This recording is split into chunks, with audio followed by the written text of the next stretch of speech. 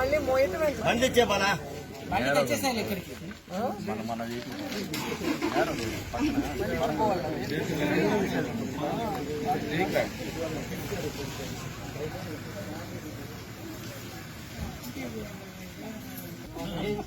Try చేయగలరు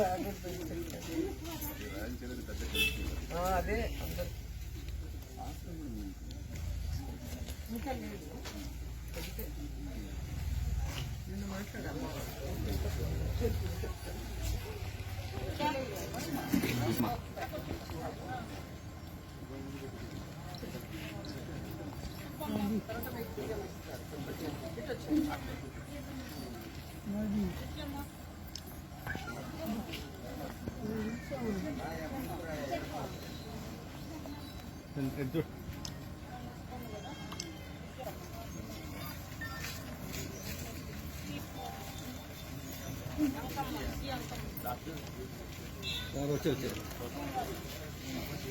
నించోండి బియ్యం ఇస్తారు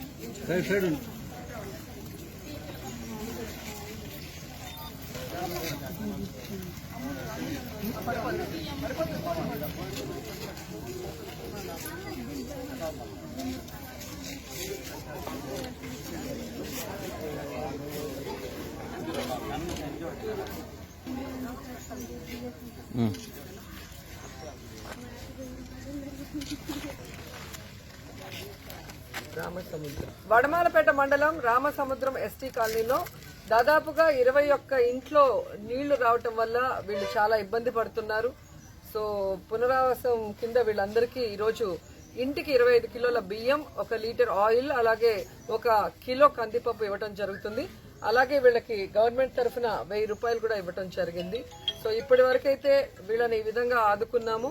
ఖచ్చితంగా భవిష్యత్తులో వీళ్ళకి ఇబ్బంది లేకుండా ఆ ఇళ్ళన్నీ కూడా మరి వాటర్ రాకుండా మరి చూసుకునే పరిస్థితికి మేమందరం కూడా అఫీషియల్స్ తో మాట్లాడి ఎలా చేయగలమో అది ఖచ్చితంగా చేసి మళ్ళీ ఇలాంటి సిచ్యువేషన్ కూడా రాకుండా చూసుకుంటాం.